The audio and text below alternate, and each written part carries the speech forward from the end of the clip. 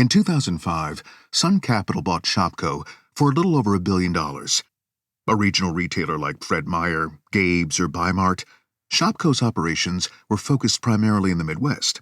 Its first store opened in Green Bay, Wisconsin in 1962 and began what a commemorative plaque at the site later called a new era in retailing.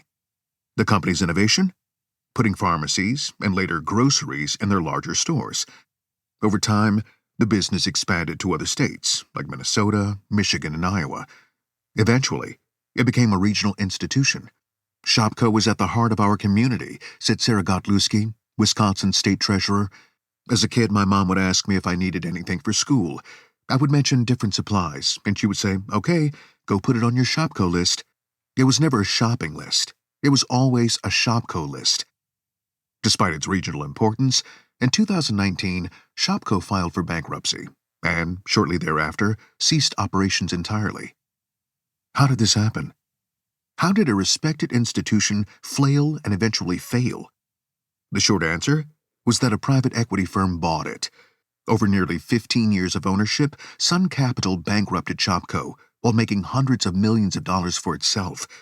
It did so through a variety of tactics that drained Shopko of assets, locked the chain into unfavorable deals, denied employees pay, and transferred money that the retailer needed to modernize and grow.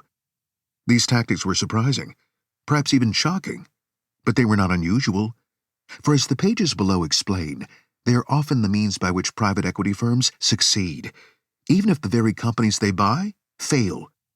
First, Sun Capital made Shopko sell most of its property. It's important for a retailer to own its own stores if it can. It saves the company from having to pay rent in good times and gives the company something to borrow against in bad times. By forcing the chain to give up most of its stores, Sun Capital made Shopko a quick $815 million. But it also saddled Shopko with paying rent on the very stores it once owned, an expensive and unending obligation. To compound the problem, Sun Capital locked Shopko into 15- and 20-year leases, which made it hard for Shopko's management to move stores. Then Sun Capital began extracting fees. It forced Shopko to borrow nearly $180 million to pay Sun Capital dividends, financial rewards to owners usually given only in good times. It also required Shopko to pay a quarterly $1 million consulting fee and a 1% fee on certain large transactions. The latter fee applied to Shopko's dividend payments, so that Shopko actually had to pay Sun Capital a fee just for paying Sun Capital. And while Sun Capital was extracting this money under its watch, Shopko skirted its tax obligations. In 2019, the Wisconsin Department of Revenue alleged that the company failed to pay over $13 million in sales taxes and penalties. The department ultimately withdrew its claim after reaching an undisclosed settlement with a holding corporation for Shopko's bankrupted assets. Then, Sun Capital began layoffs. In December 2018, Shopko announced that it would close 39 stores.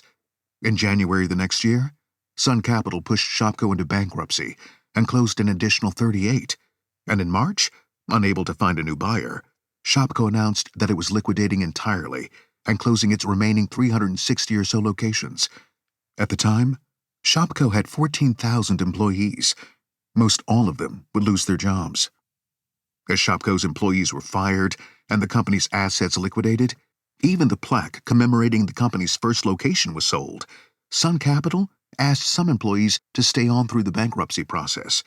But after they did so, Sun Capital reneged on its promise to pay them severance. "We risked losing potential job opportunities by sticking around," one former employee told the Green Bay Press-Gazette. "Then the day we officially found out about not getting the severance was the last day we were open." It felt like a false promise. Ultimately, a bankruptcy judge approved $3 million in pay for nearly 4,000 workers, but only after labor organizers filed a class-action lawsuit. And even then, the agreement excluded thousands of employees who were among the last to work at the company. The effects of Shopko's collapse lived on in the company's former workers. At a memorial event a year after the bankruptcy, Trina McInerney, tearing up, explained to the Washington Examiner that Sun Capital left me jobless, with nothing.